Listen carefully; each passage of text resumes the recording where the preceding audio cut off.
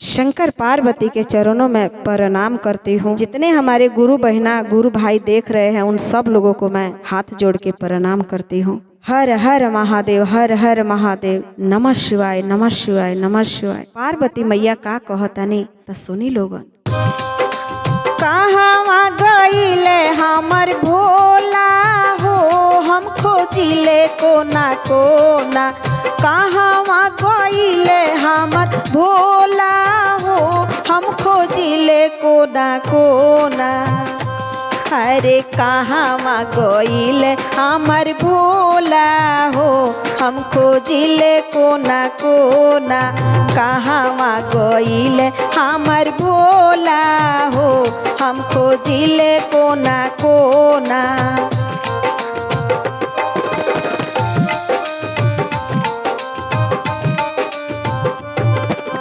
घरवा में खोजनी, आंगनवा में खोजनी। घरवा में खोजनी, आंगनवा में खोजनी। दुआरवा पर खोजी कोना कोना हो, कहाँ गईले हमर भोला। दुआरवा पर खोजी कोना कोना हो, कहाँ गईले हमर भोला। अरे कहवा गईले हमर भोला हो, हम खोजिले कोना कोना। कहवा गईले हमर भोला हो, हम खोजिले कोना कोना।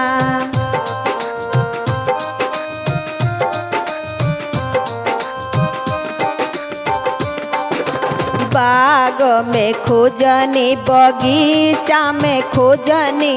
बाग में खोजनी, बगीचा में खोजनी। फुलवा में खोजी कोना कोना हो, कहाँ गईले हमर भोला।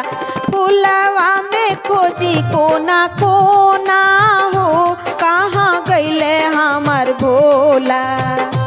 अरे खोजत खोजत हम हारी हो, कहाँ गईले जटाधारी।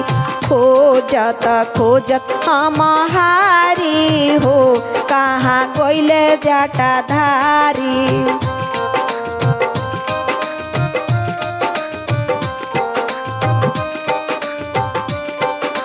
गंगा पर खोजनी हो, यमुना में खोजनी। गंगा पर खोजनी हो, यमुना में खोजनी। लहरों में खोजी कोना कोना हो, कहाँ गईले हमर भोला। लहरों में खोजी कोना कोना हो, कहाँ गईले हमर भोला। अरे खोजत खोजत हम हारी हो, कहाँ गईले जटाधारी। खोजत खोजत हम हारी हो, कहाँ गईले जटाधारी। खोजत खोजत हम हारी हो, कहाँ गईले जटाधारी।